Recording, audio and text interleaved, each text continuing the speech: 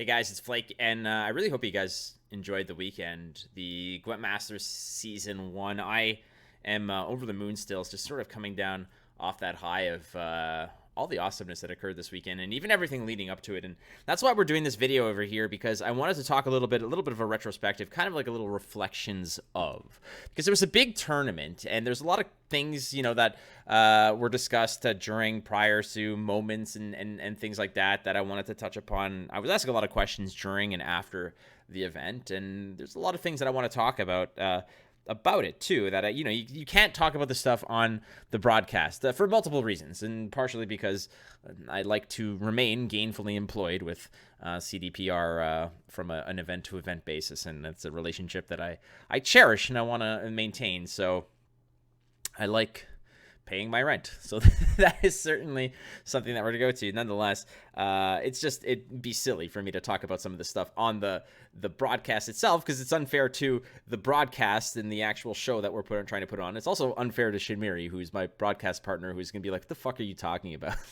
And so we're not gonna talk about everything while we're there. We touched upon a lot of things that really were poignant enough to make relevance, or that were relevant enough and poignant enough to actually refer to. But I just jotted down some things that I wanted to touch upon, and that's what this video is about. So if you like me talking, which a lot of you do not, because I did for the 1 second that I was in chat, saw a lot of people saying, "Shut the fuck up, Flake, like this guy talks so much." Well, welcome to my life, and that's how it's been. But the first thing I want to talk about is just how long this journey has been from Gwent Masters Season 1, all the way back in 2017, 2016, 2017, all the way to today. It's been one hell of a fucking journey, and the weight that is lifted off of the shoulders of CDPR for putting on this event to the degree that it is. And there's been a lot of talk about, when is this happening? Is it happening? And why is it happening now? And it's difficult. And if you're CDPR and the people who are organizing this, I mean, it's not an easy puzzle to solve, because you have already had such grandiose plans that were surrounded around what is supposed to be the crown jewel of this beautiful a series of events, the season of Gwent, that is essentially culminating into a 250,000 USD tournament. And that is fucking massive if you put it into perspective of all the other, I don't want to call them rinky-dink tournaments, because they're not, and everything's important to those playing. But when you put $250,000 next to a $10,000 prize pool, it makes it look fucking pedestrian. And in this case, $250,000 had massive plans that were associated with it, and that were actually supposed to happen, that did not happen for multiple reasons, be it, midwinter update into homecoming and complete revamp of the game, which led into, all right, we've got other things rolling around, into the pandemic and everything in between. And it was a fucking nightmare. And it felt like Season 1 was cursed. Gwent has been through such a turbulent journey from day one up into where it is now. But it's one of those things where no matter where you are on the timeline, you can basically say that where the game is now versus where it was, if you pinpoint anywhere down that trek, you could say that where we are now is better than many of those points down the road. There are some highs along the road, obviously, but the dips and valleys are not necessarily going to be as high as where the game is right now. That's a whole other discussion, but the fact that it took this long, I am so elated for the people at CDPR, people like Vlad Tortsov and Repek and Jason Slama and Pavel Burza and Alicia and Dominika and all those people who are involved in the game, Mateusz and all those phenomenal human beings who put on these tournaments, people that I deal with, that I should say put up with my shit when we're there, who have put their blood, sweat, and tears into this, and finally to see it to fruition at the degree and level that it is. Now, obviously, this was done online, and that's not ideal. And in my mind, this was supposed to be in a gigantic stadium or castle with fucking smoke machines and sparklers and pyro and craziness and tables, ladders, and chairs matches, a fucking cage match, and fucking Stone Cold showing up on a Zamboni, and maybe I'm mixing some of my silly entertainment fantasies, but nonetheless, it was supposed to be this massive thing, and it was big in what it could have been, and I'm happy that it's done, and I'm happy the way that it went. But I think that there's always going to be something left on the table when it comes down to what the game was, what the tournament was versus what it was envisioned to be. So you make the best of what you have. And I think that what they had was a game in a brilliant state of balance with some of the best card game players of any genre in the world playing a beautiful game on a high level in front of a very passionate crowd of people. And I think that is something to be proud of. And I am forever happy and joyful to have been a part of that. And I wasn't there from the beginning, but I'm glad to be here now. And that is something that that's a ride I hope they never kick me off of. That I hope I just keel over and die before that happens. Knock on wood, because that almost happened this summer, so we're not going to forget about that. All right, so the other thing is the players involved. I wanted to talk about the players, and people have asked me, what do you think about this lineup?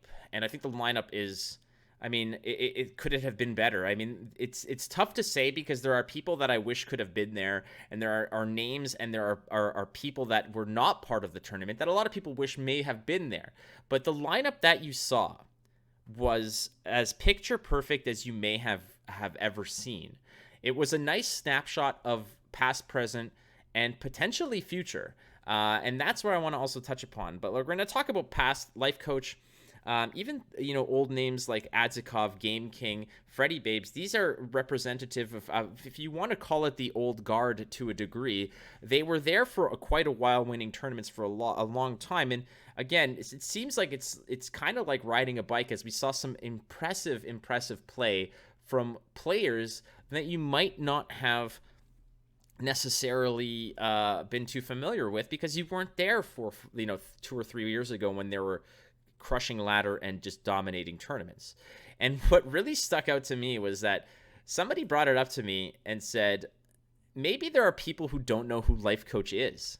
And the disrespect that you get in this divination challenge, some of it is the fact that Tailbot is just a top tier world-class player, and Lifecoach comes in after being away from the game. But the 3 weeks that Lifecoach took to practice, you're not thinking of okay, maybe he's jamming out 7-8 hours a day of the game to get better. He's probably playing 18 hours a day, and that's probably whereabouts he was in terms of prepping for this tournament. But not knowing who Lifecoach was kind of made me laugh, and it's a possibility, because those who come into the game not only from homecoming, but all the way up to where even in the most recent states, the release of mobile was a big one as well, and Android and iOS and all these other releases for the game brought some new players in, and they might not know who Lifecoach is. Maybe you just saw The Witcher on Netflix and you're like, oh, there's a Gwent game. You look up what The Witcher is, you look up everything that's associated with it, and then you get into Gwent.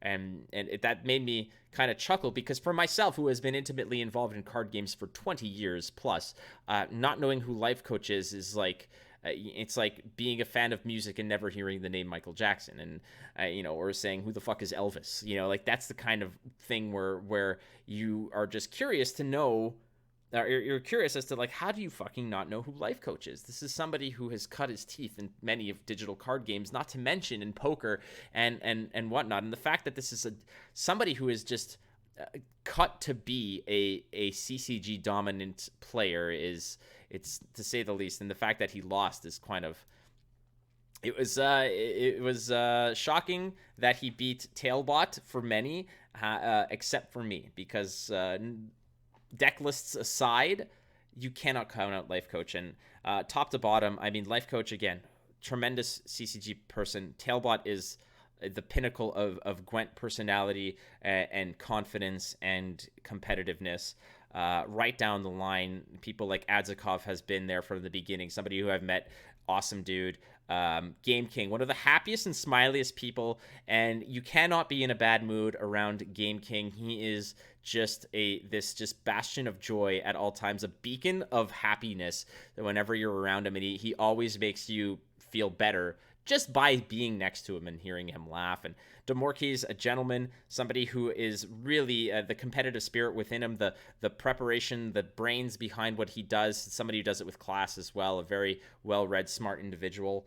Freddie Babes has been there from the beginning as well, and somebody who is just, it's hard to count him out in any degree, and getting to the finals the way he did is tremendous. Coleman is he's like the New York Yankees of Gwent, in the sense of maybe the George Steinbrenner run New York Yankees. If you're a baseball fan, you might get that, what that means. Very, strict rules, clean cut, wins a lot, gets the job done, no nonsense, don't fuck around, win games. We're not happy unless we're world champion. That's kind of the way that he, is going forth through it. Who did I miss? I've got Lifecoach, Tailbot, Coleman, Lifecoach, Tailbot, Coleman, Demorkey's, Freddie Babes, Adzikov, Game King, and oh my god, this is gonna absolutely... Oh, and Magpie. Fucking Magpie. Just a good dude with a very terrifying Discord server icon avatar fucking picture. That fucking is scary as fuck. Good dude too. Someone I haven't really spent much time with him, but the few interactions we've had, he's a great guy. A great guy. Now the casting team is the other thing I want to touch upon and sort of reflect on. I am the luckiest fucking guy, to be able to do what I do. I realize that. Because there's a lot of people who are like, who the fuck is this guy who runs his mouth and talks all kinds of nonsense? And why is he playing cards? And why is he on the broadcast team? Hey, man, I ask myself the same thing every day. Every day. Why me?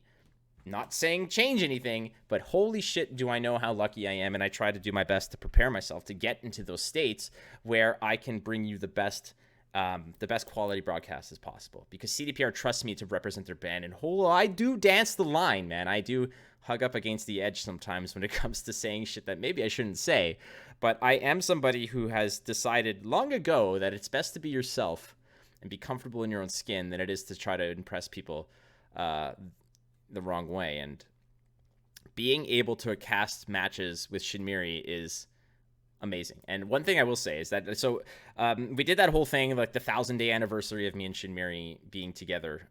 It was a joke to prelude into the more serious and wonderful thing that he's celebrating 10 years with his wife, that anniversary. But in reality, Shinmiri is somebody whom I am not only lucky to just be a friend of, but when we met back in the day in Warsaw, we didn't know each other, and we knew nothing about each other, very little. I knew, who he was, and I'd lurk his streams, and I don't know if he'd ever, gave me the privilege of being able to, hang out in my streams and see how terrible of a Gwent player I was. But he showed up, and seeing his evolution from that day where, he might have been a little bit green when it comes to broadcasting on that stage, on the analyst desk, doing what he was doing, being his personality has blossomed through those nerves, and he has really become a tremendous broadcaster in the genre. And it's really something that needs to be recognized, that his professionalism, his charisma really comes through, and it's hard not to like this guy, except when he's roping. Schmuck. But this is somebody who has come a long way, and it really puts me on my toes, because there's not much that I'm good at in life, but talking and being comfortable with using my fucking loud mouth all the time is one thing that I can say that I can lean on as a skill set that hopefully one day I'll be able to retire happily off of, and we're working our way down that route. But Shinmiri is somebody who makes me nervous sometimes, because he's getting into that point too where he catches you off guard with just how funny he is, because he comes off as, he's got his very wholesome, very calculated, good guy, and comes through, and then he just slams you out of nowhere, just left hook while you're fucking looking the wrong way with a "that's what she said," and you're like, dude, Like, I am not ready for this. Shinmiri just disarms you with these out of nowhere kind of off-color remarks that you're not prepared for, because usually that's my domain. That's my domain to say something silly and stupid that way. But when Shinmiri says it, it's just like comes in with like double fucking force because you are not expecting it. So he nails you with the "that's what she said," and then suddenly you're just completely fucking laid bare and exposed because you're like, I am not ready for that. I am ready for 99% of situations where Shinmiri will say something intelligent and I have to pretend that I'm smart enough to fucking come back with something just as relevant as what he said, and then he comes in with that "that's what she said," and I'm like, oh my god. And I am fucking #blessed because this guy is able to not only put up with my idiocy, but is able to play off of it and let me be me, which is something that I have always appreciated in not just broadcast partners, obviously, but friends that I have and I'm lucky to have. And I can go on and on. I can do like a 20-minute video about Shinmiri, but I won't because fuck that guy, right? But maybe one day I will still. But, you know, then there's Leah and thienhart. That is, I went through the entire rehearsals, okay, and I did that once. I said Leah and thienhart once in rehearsals, and I don't want to say I lost sleep over it, but in my brain I needed to fix that switch, that cog. I needed to adjust that gear. And one thing, if you know, like in this video alone or on my streams itself, is that I tend to curse a lot. I just sort of flip off the filter and just let words flow. And it happens, and sometimes I'll drop F-bombs here and there, and it is what it is. And when I'm on a live broadcast, I have trained myself over years and years to switch off the swear mode and be able to present an actual coherent broadcast without saying any of those beautiful and colorful four-letter words.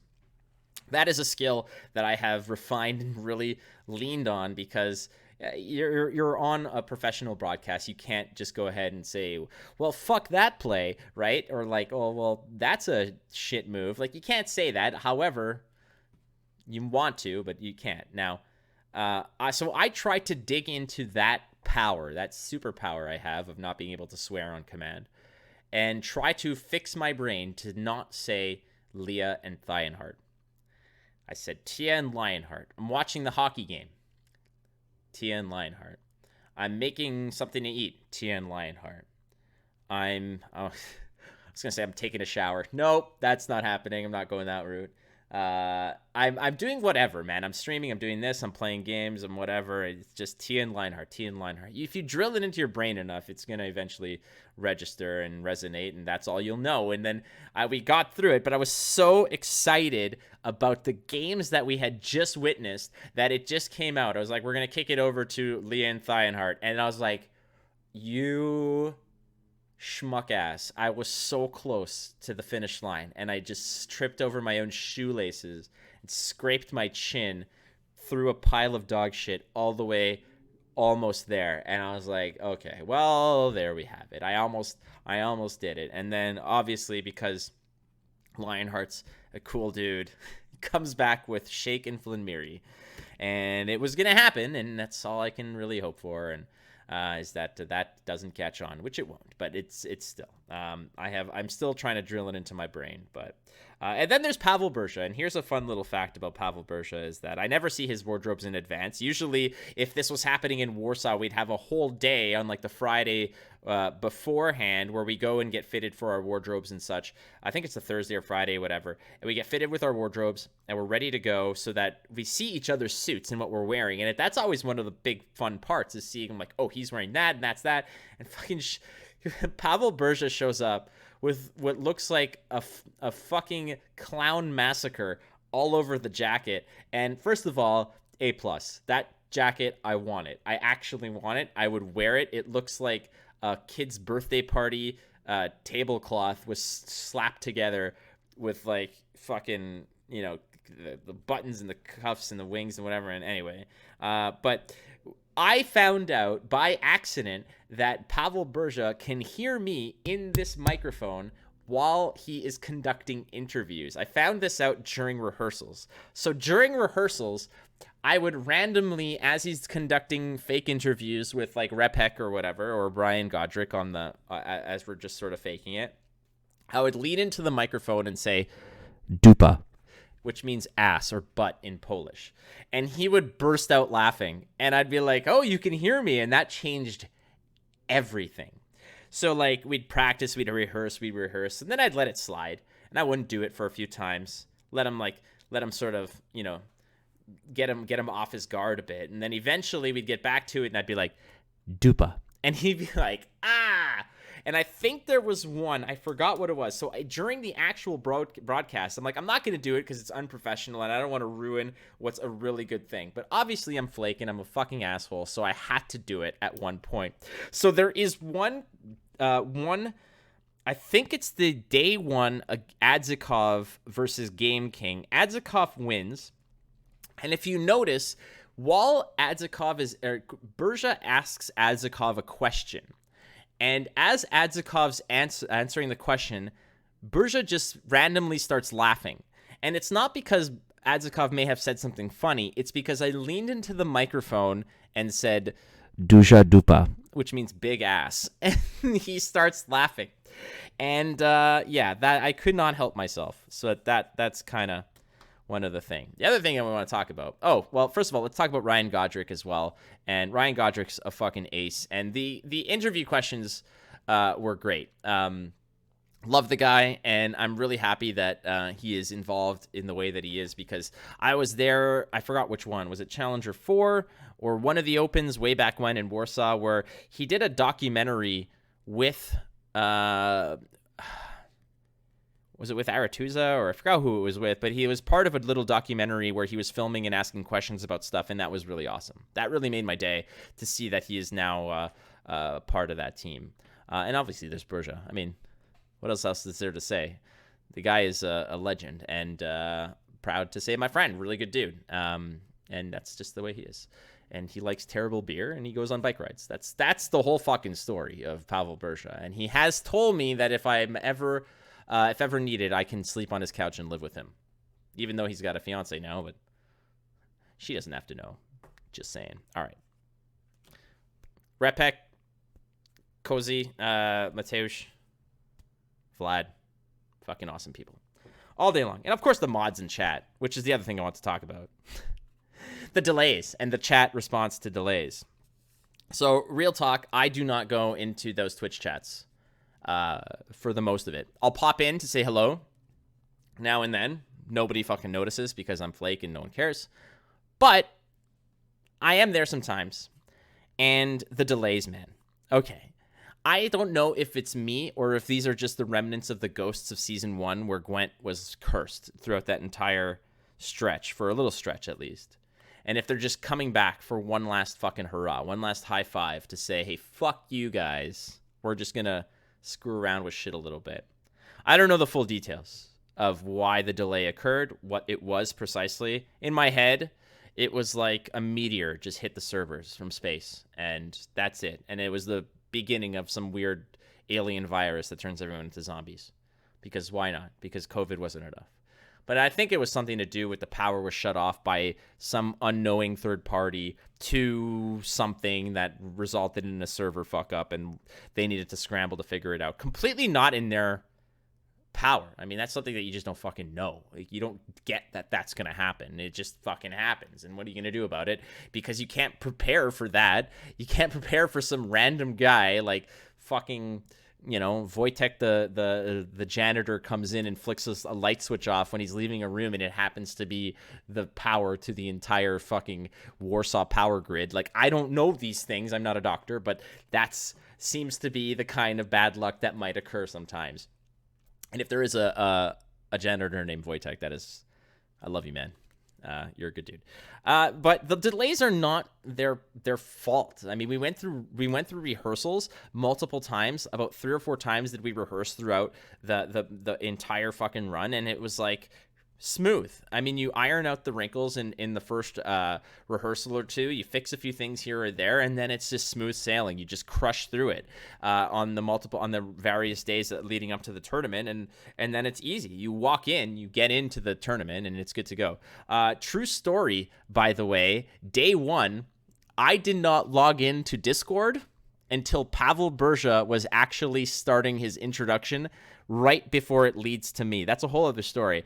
I messed up the times, and then I lost my glasses, and I was struggling to find my glasses, and I needed to go ahead and log in. And when I finally found them, I rushed to the computer, put my jacket on, and noticed that I log in, and there's about like a dozen notices and messages of like, where the fuck are you? We are live right now.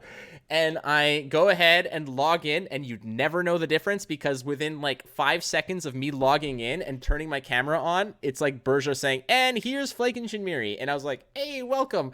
Meanwhile, I am like sweating and fucking terrified, because if I was like 2 seconds later than that, it would have been a disaster. Anyways, the delays, not CDPR's fault. It happens, and I feel like I am always responsible, because I seem to be always the one who has to bear the brunt of being that fucking pincushion of ire from everybody out there, because I have to kill the time, and Shinmiri has to support me in my stupid endeavor of talking nonsense. And God bless that soul, because he was along for the ride with me.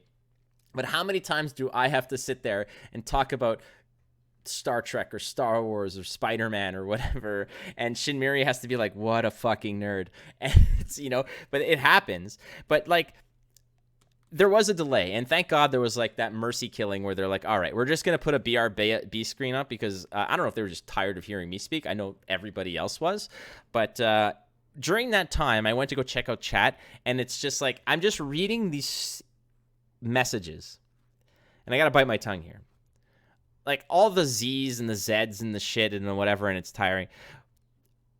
For the record, you need to understand that we're not the gatekeepers of when the games are going to be played. It's that we don't decide when these things are going to go on. It's not like we're just there waiting and they're like, okay, the games are ready. We're like, no, motherfuckers. I have to talk about Land of a Thousand Fables for fucking 30 more minutes. That's what I want to talk about. Fuck everything else. That's not us, man. Like, in our ear, we're hearing production saying, yeah, it's going to be another 15 minutes. So they put up the deck screens again. And we're like, all right, we're along for the ride. Let's go for it, Shinmiri. Let's take a look at these lists. There's Pirates Cove. There's this. There's that. There's Redea and blah, blah, blah, blah, blah. And it happens. It fucking happens.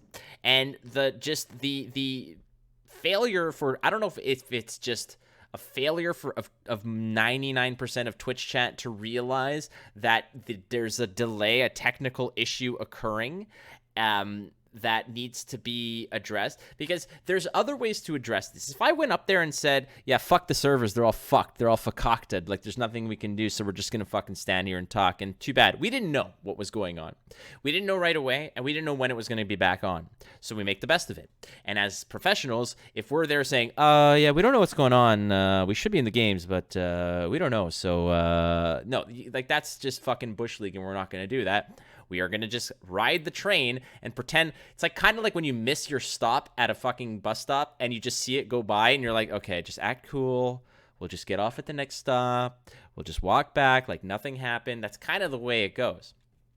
But like seeing all the Twitch chat like, Jesus Christ, shut up, put the games on already. Like, what the fuck? Why is Flake talking so much and this and that? I don't fucking decide. I don't. I make the best of the situation as it's presented to me, while a lot of other people with a lot more at stake are scrambling to fix a fucking catastrophe of an accident that may have occurred. Do you think that they wanted to sabotage their own stream? Like, get real. Like, get real. And that's one thing that was like bothering me. And then of course, as soon as it's the whole exclamation point drop situation in a Twitch chat all over again. As soon as one person spams Zeds in a chat and another person thinks that this is a good idea, and then it's just fucking an avalanche of sheep that are just going to go in because why not? It's the way to go. It's the other same thing about like the automatic fucking response to anything that you might see as somebody enjoying themselves or having a good time is the word cringe. That's all it is. It's like, that's so cringe. Is it? Is it cringe? Is it cringe? The one thing that really bothered me was seeing, again, I was in chat for maybe 5 total minutes, so I can't see all the fucking stuff. And again, I don't like being in there because I prefer... I mean, I like to enjoy it. Plus, I'm watching it live on Discord as it's occurring, and I need to make sure that I'm not in the chat while I'm also broadcasting to maybe give away the fact that there's no other game, etc. It's a whole balance of stuff. But while I'm in there, for the few minutes or whatever to say hi and whatnot, besides the whole, like, hashtag shut up Flake, which is all good. That sounds like my parents made that one up.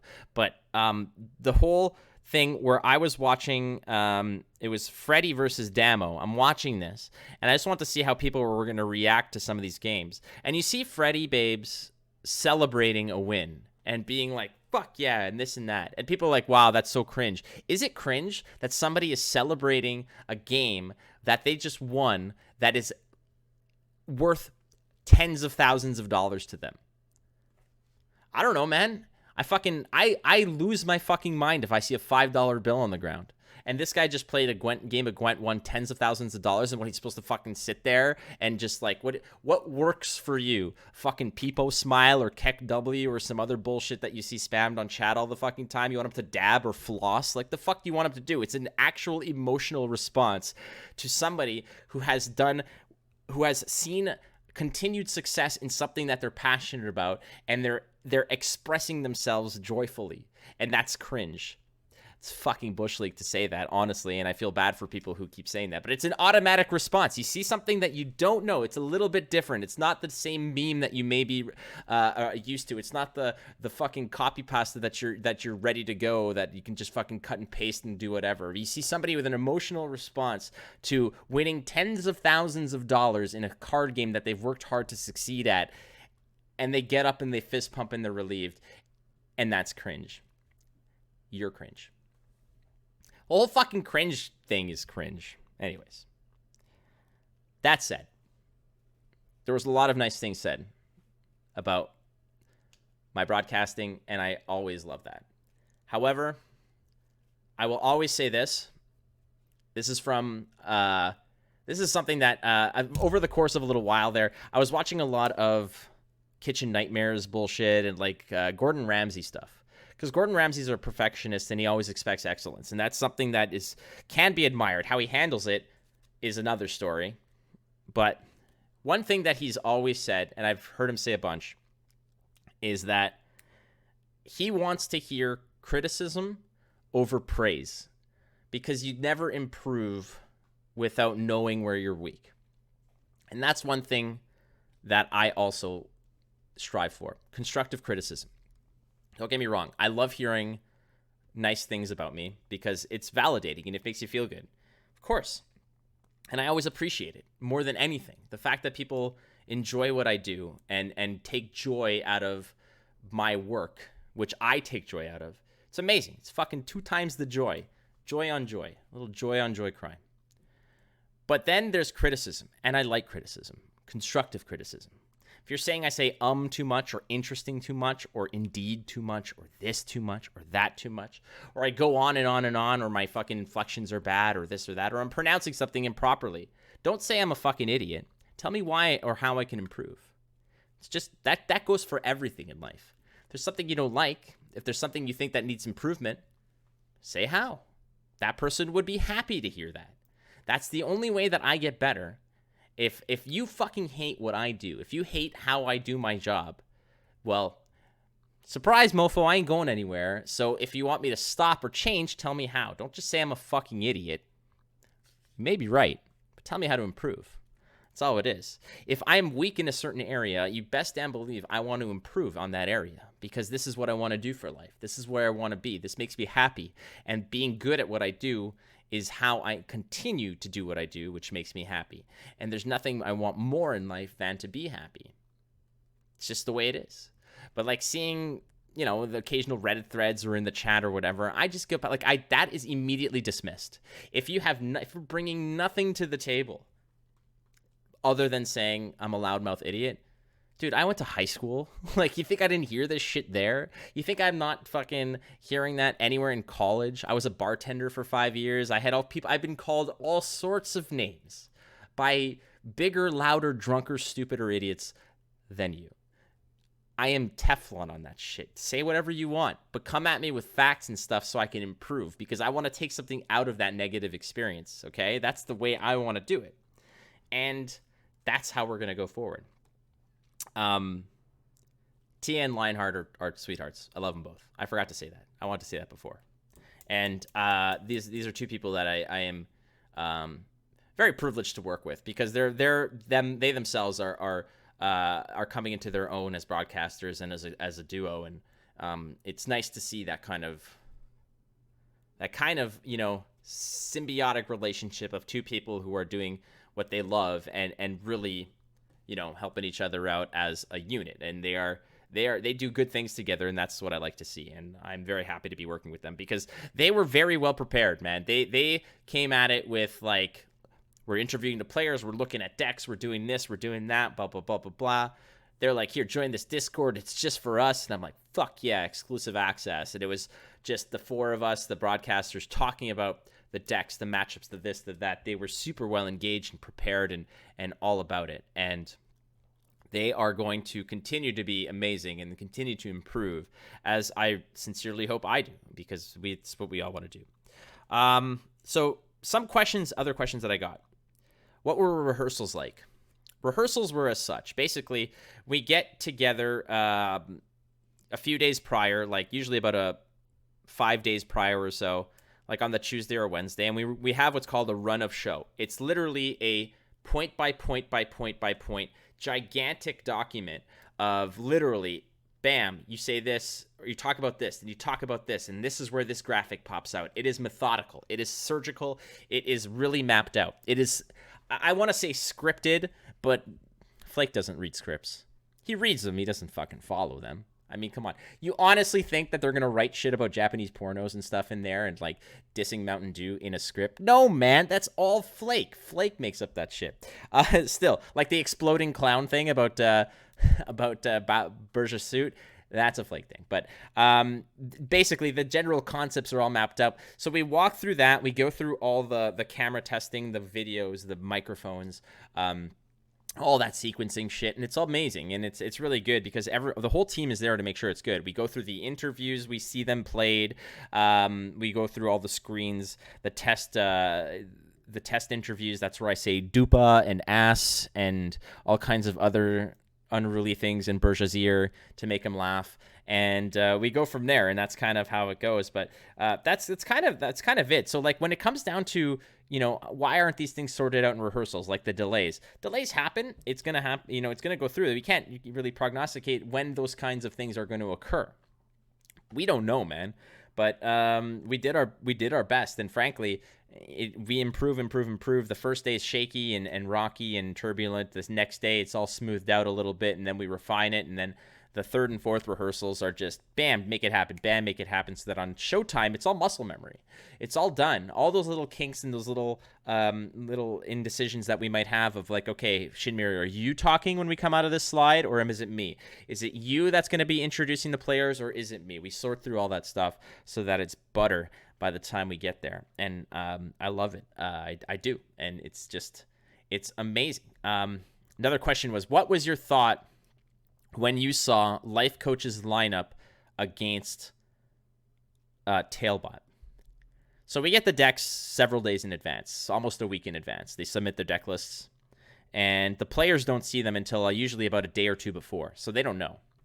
And then we found out who was playing who, and it was looking like a fucking massacre. And we can't say anything. We can't allude to anything.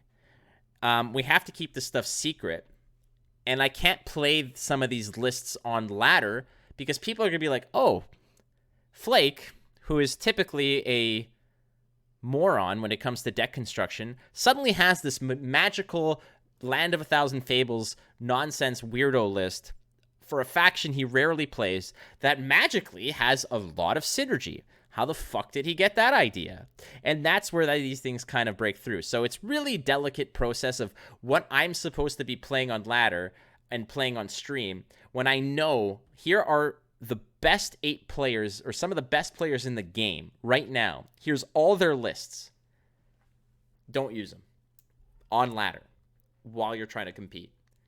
It's really tough to do because you got to go in there with your other stupid ass lists that you've been playing and grinding with, knowing that here's an arsenal of perfect counters to the meta that you can use right now to just rocket yourself through this, and you can't use them. But when I saw that lineup of that Lifecoach brought, me and Shinmiri were talking about it, and like you had Shaggy there as well. They're breaking this stuff down amongst all of us, and we're like, oh damn, looks like Tailbot is in a fucking boatload of shit here, because Lifecoach has essentially just like, he's like, all right, well, he brought fucking Lifecoach brought water Pokemon against Tailbot's fire Pokemon.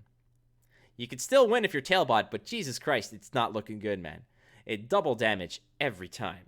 I know that's a weird analogy to make, but it might click to some of you about just how fucking difficult it is to get through if you are a Tailbot here.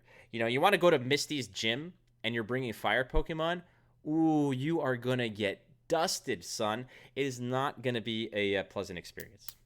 That's all I got to say about that. But that was a question we got. What do we think about it? We went through it and we're like, this is going to be tough. And then we saw the Divination Challenge 88-12. We're like, holy Christ, people are going to be in for a rude awakening because Lifecoach is going to blast through this like nobody's business. And yeah, man, it was quite a spectacular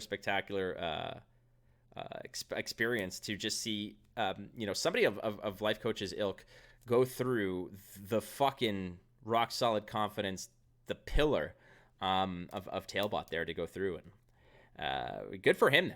I mean, if you look at the videos closely, if you look at Lifecoach on day 1 and you look at Lifecoach on day 2, completely different demeanors. You have razor focus, gotta win Lifecoach in day 1, and then you know what, loosey goosey, what happens. Played very well. Don't get me wrong, he plays to win, but I mean, he got just dummied by Coleman there, and that's a whole different story in reality. Not easy at all. The other question that I got was from Vlad Tortsov, the live ops director, and he asked, I'm sure he was just goofing, but it's still a valid question. Why is Gwent CCG like the best CCG out there, and why are our players the smartest in the world? I'm paraphrasing, but the tweet was there. Well, I'm gonna answer that. So obviously, there's going to be significant bias, but there's no secret, obviously, that I am involved professionally in other card games. I do. I'm an official caster for Card CCG, and I'm an official caster for Mythgard's Esports. I love card games, and I would never. Any opportunity I get to do what I love, I'm going to do it. It just so happens that Gwent is my favorite. Right now, it's my favorite. My favorite card game of all time is Star Wars CCG. My second favorite card game of all time is Lord of the Rings TCG. These are now defunct and gone. Those don't exist anymore. They're from the 90s and early 2000s. They don't exist anymore. They're by a company called Decipher Inc. Look them up. The card games are masterpieces, and I will always never. I have the cards there, and they're always ready to go when my friends come over. We always play, but Gwent right now in a digital format. It's so good. It's so good. And why are they the smartest players in the world? Well, I mean, like, our players are brilliant, and this is by no means any way to sort of diminish what other players do in their respective card games, because the level of play necessary to win at the highest level is crazy. The thing is that Gwent is a different animal, and going from something like Hearthstone to Magic to Runeterra to Mythgard to cards, there are differences obviously in how those games are played, the rules and whatnot, but they're generally played on a mana system with a life total and minions and spells and such that deal damage back and forth. And supplanting yourself from Hearthstone to Runeterra to Magic to Hearthstone, whatever, the shock value of going from one to the other, yeah, there's a learning curve, and yeah, there's the whole learning the minutia of it, but I feel like propelling yourself from just stepping into the game, if you're a top tier level player in Magic, let's say, or let's say Runeterra, bringing yourself from that top tier level, whatever, I forgot what it's called, champion rank, I apologize, but like if you're a mythic player in Magic, being a top tier player in Runeterra is gonna take is a steeper curve in terms of time needed. You will go from beginner to top tier a lot faster than you might in Gwent, because of the rule sets being exceptionally different. The 3 rounds, no life total, points, whatnot. There's so much to micromanage in this game, I find. And again, I'm not shitting on the players of other card games, because I am always in awe of seeing like these, I don't want to call them miracle, but these top tier lethals that players find in these card games always blow my mind, and I have immense respect for so many of these players. But mastering something like Gwent is a different animal, because you can always build an aggro deck and go face, and that doesn't exist in this game. It doesn't, because if shit gets too fucking heavy for you, you pass, and I'll see you next round. It's not just a matter of drawing on curve, playing what you have, drawing the lands you need, getting the right unit deployed at the right cost, on curve, on time, tempoing out, and going nuts. Because if you want to, you can slam down every single one of your best cards in a round, win it, and then get absolutely embarrassed in 2 more rounds. It happens. It's a different animal. And is it more difficult than mastering something like Magic? I don't know. I honestly don't know. I've been Mythic in Magic, and it was tough. I've been Pro in Gwent. It's tough. They're different animals. It's tough to say. It's like you can take a Call of Duty player and put them in Battlefield, or put them in Apex Legends or Overwatch or whatever. And if the fundamental skills and understanding of what needs to be done is there, they're going to succeed. But I feel like you're putting them into something completely different when you're putting them into Gwent. It's like putting a first-person shooter player into an RTS player, where there's more resources and more time to figure things out. There's less pressure on keeping up with a curve in something, or keeping up with, you know, the craziness. Maybe that's a bad analogy, but I hope you understand what I'm saying. Either way, I'm rambling on, which you guys are all used to now, because I've seen the hashtags in the Twitch chat briefly, and I love you. Nonetheless, I'm going to end this right now, and if you guys have more questions that you want me to go, maybe I'll dive more into it behind the scenes of the casting world of Gwent. Drop your questions in the chat, in the comment section here. I'll answer them. I'll make another video. How about that? If I get enough questions, we'll certainly touch upon that stuff again. Friends, I love you so much. Never forget that. The lovers, the haters, the strangers, and all the misfits in between, you are loved, and I got your back. So be kind to yourselves. Be kind to one another. I will catch you soon. Bye.